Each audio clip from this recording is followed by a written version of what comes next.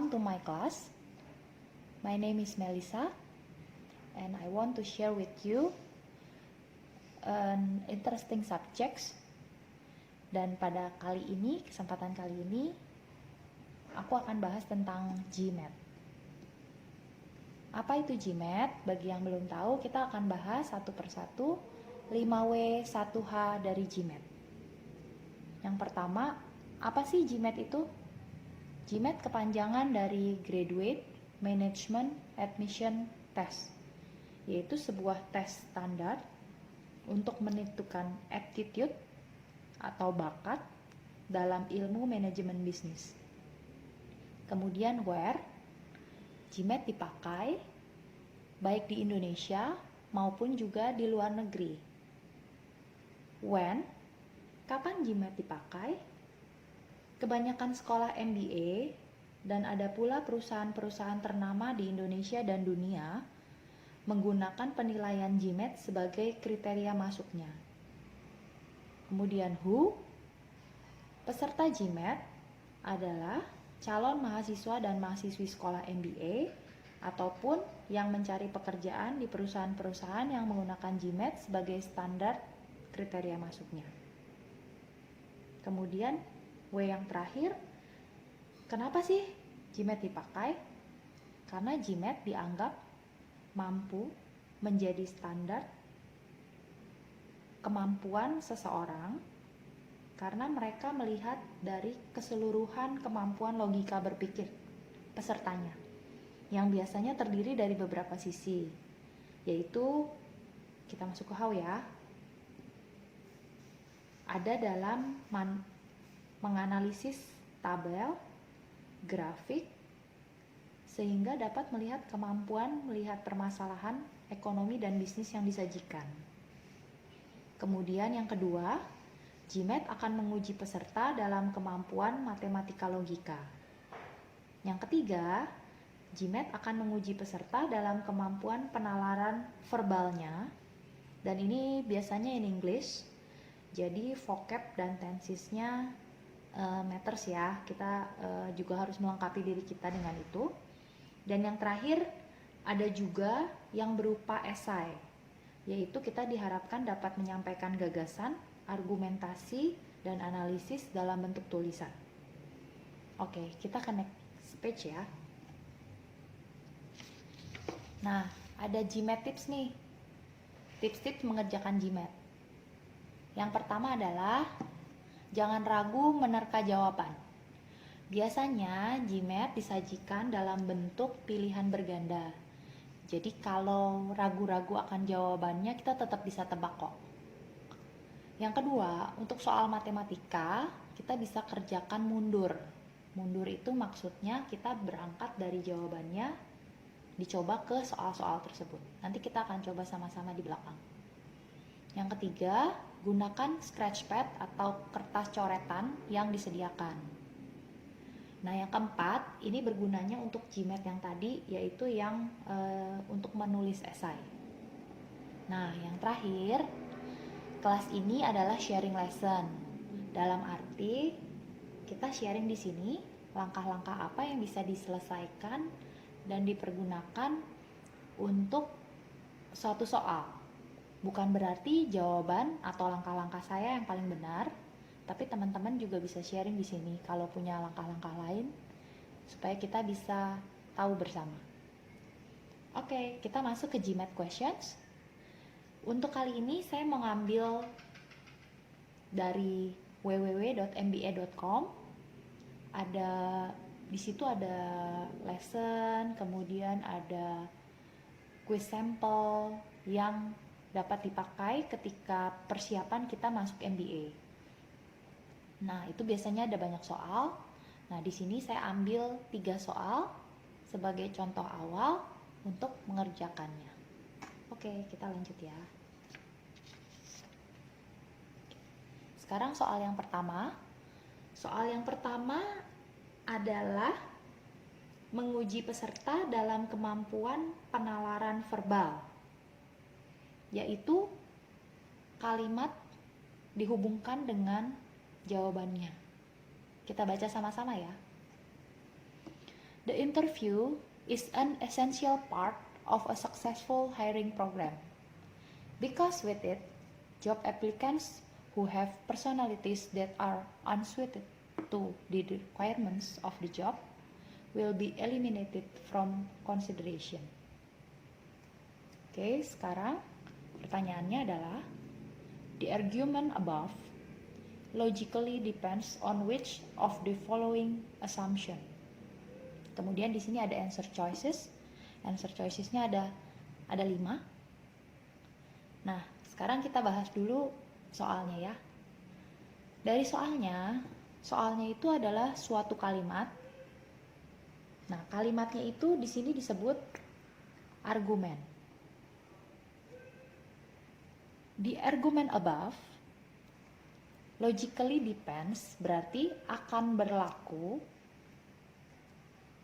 atau berjalan dengan baik argumen tersebut jika asumsi, berarti yang ada di bawah answer choices itu berarti adalah asumsi dari argumen di atas. Oke, jadi gini, kalau kita dapat satu kalimat itu bisa macam-macam bentuknya. Kita harus pisahkan dulu apakah dia data atau orang kadang sebut fact,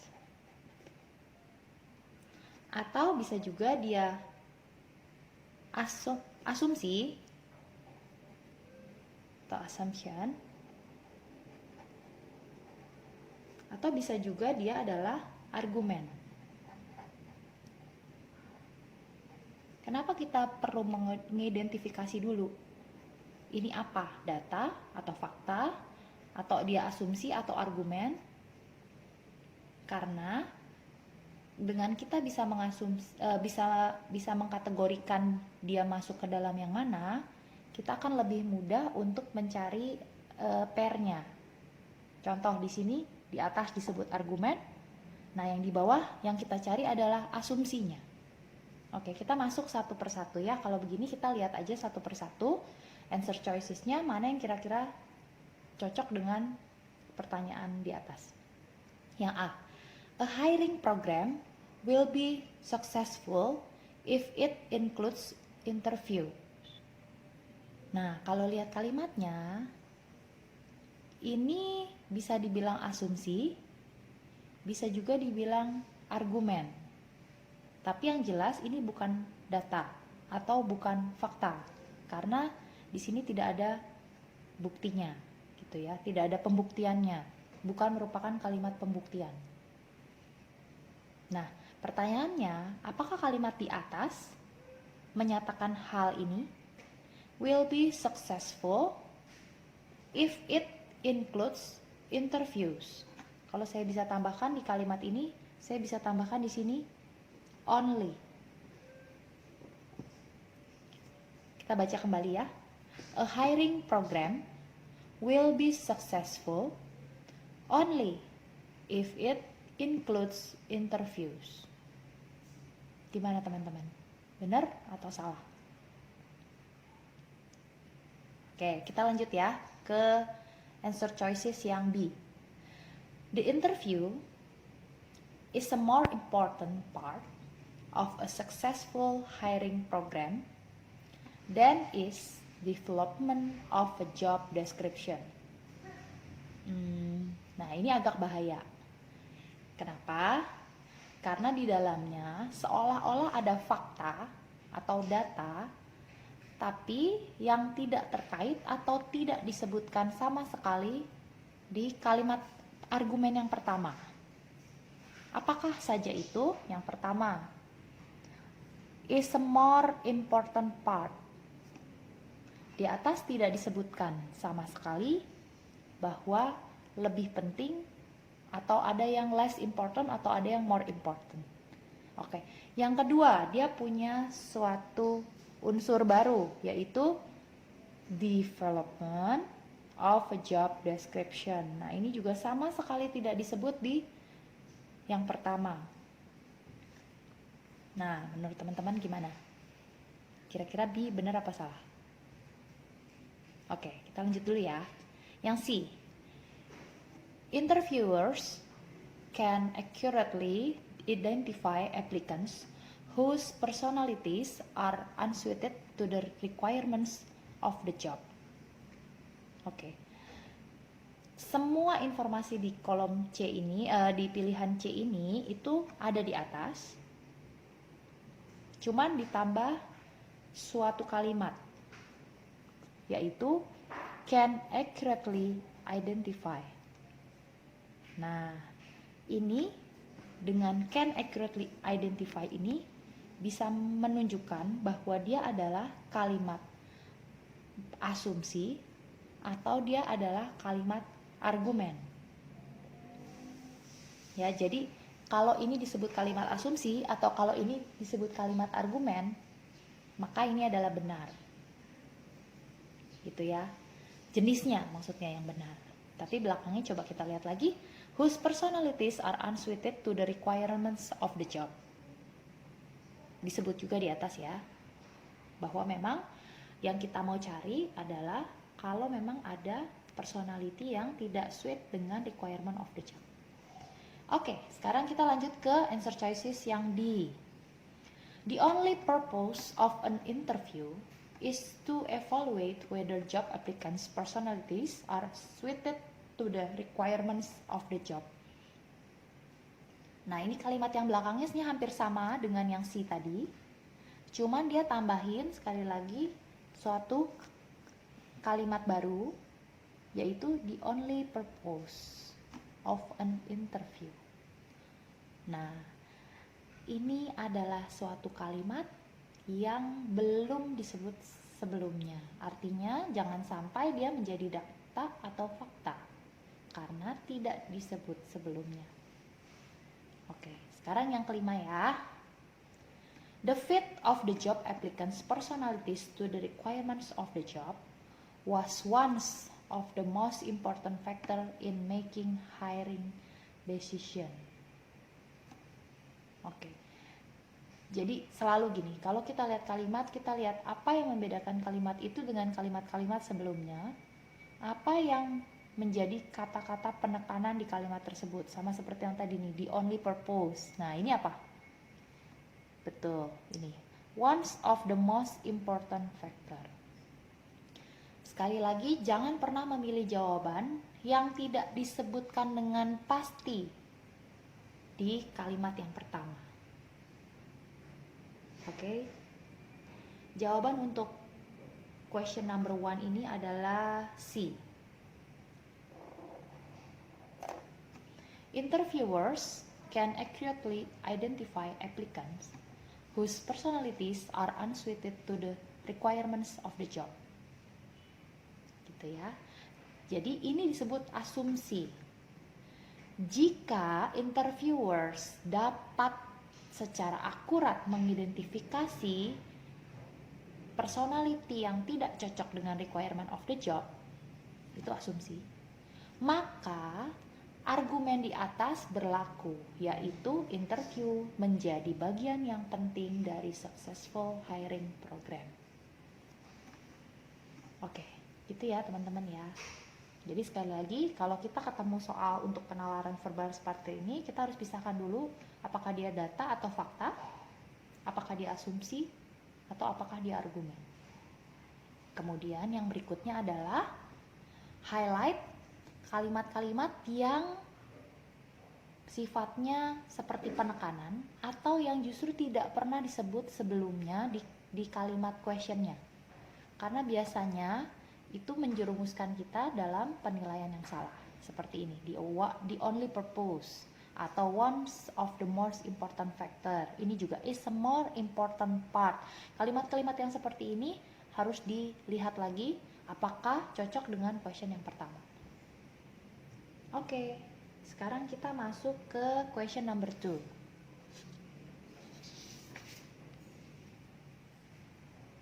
Question number 2. Ini soal matematika. Kita berangkat dari yang mudah dulu ya. Pertanyaannya, saya bacakan. On a 3-day fishing trip, 4 adults consume food costing $60. For the same food cost per person per day, what would be the cost of food consumed by 7 adults during a 5-day fishing trip? Nah, ini juga ada answer choicesnya. 175, 105, 100, dan 84. Oke, kita masuk ke jawabannya ya. Jawabannya, ini kita bikin dulu selalu kalau ada pertanyaan, kita bikin dalam bentuk seperti persamaan. Yang pertama adalah kita hari, 3 days, kemudian jumlah orangnya, 4 adults, kemudian cost-nya yaitu $60. Nah, terus kalimat berikutnya, pertanyaannya adalah kalau dia 5 hari, kemudian 7 adults, pertanyaannya jadi berapa dolar? Gitu ya. Nah, ini kita pakai pembagian seperti biasa, yaitu untuk mendapatkan cost per person per day. Untuk persamaan yang pertama, kita tinggal membagi, yaitu $60 dibagi dengan 4 adults, itu sama dengan $15. Berarti $15 itu adalah per person, tapi per 3 days ya, masih. Oke, terus untuk mendapatkan per person per day-nya, berarti kita tinggal bagi 15, kita bagi dengan 3. Kita mendapatkan $5. Ini sudah per person per day. Oke, pertanyaannya tadi 5 hari, 7 orang, kita kalikan dengan ini, kita udah dapat cost per person per day dikalikan dengan 5 dikali 7 dikali 5. Jawabannya adalah $175. Ya, ini soal matematika yang cukup sederhana ya. Jadi, the answer is B. Oke, kita lanjut ke soal yang ketiga ya. Soal yang ketiga masih sama, ini juga jatuhnya jadi persamaan matematika, tapi mungkin agak sedikit lebih rumit tadi dari yang pertama. Kita baca ya. The number of rooms at Hotel G is 10 less than twice the number of rooms at Hotel H. If the total number of room at Hotel G and H is 425, what is the number of rooms at Hotel G? Ini ada jawabannya juga. Oke. Nah, ini kita bisa dengan persamaan, tapi kita bisa juga dengan tips yang tadi, yaitu kita bisa juga dengan menghitung mundur. Oke, kita coba yang pertama dulu ya, yaitu dengan kita bikin persamaan atau seperti yang tadi equationnya ya. Oke, jumlah kamar di Hotel G adalah 10 kurang dari jumlah kamar di Hotel H, tapi twice, jadi sama dengan 2H dikurang 10. Ya, kemudian persamaan atau equation yang kedua adalah jumlah kamar di Hotel G dan di Hotel H adalah 425. Oke, kita tinggal solve persamaan ini, yaitu G tadi kita masukkan ya, G-nya itu kita ganti dengan 2H minus 10. G plus H H sama dengan 425. Kemudian G-nya kita ganti menjadi 2H minus 10 plus H sama dengan 425.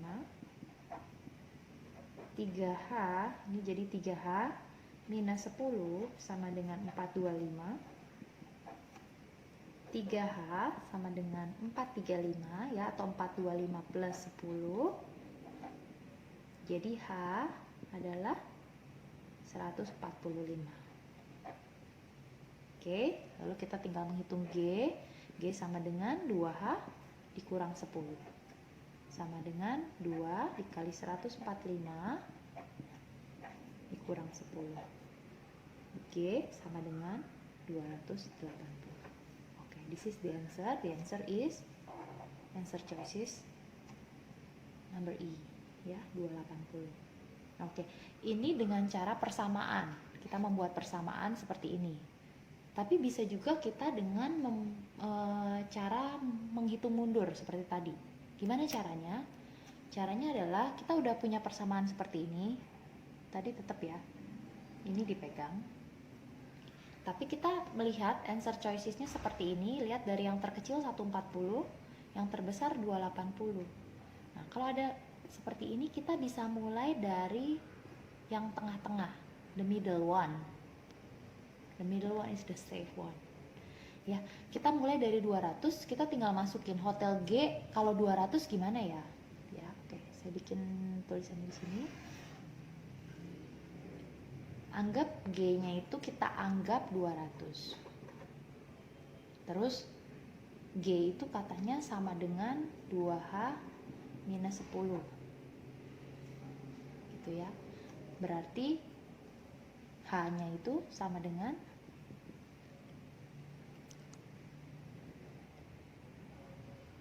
2H minus 10 ya. Jadi 2H-nya sama dengan 200 ditambah 10 ya. Jadi 210. Jadi H-nya sama dengan 210 dibagi 2 sama dengan 105. Nah, kita coba ke persamaan yang kedua. G plus H sama dengan 425.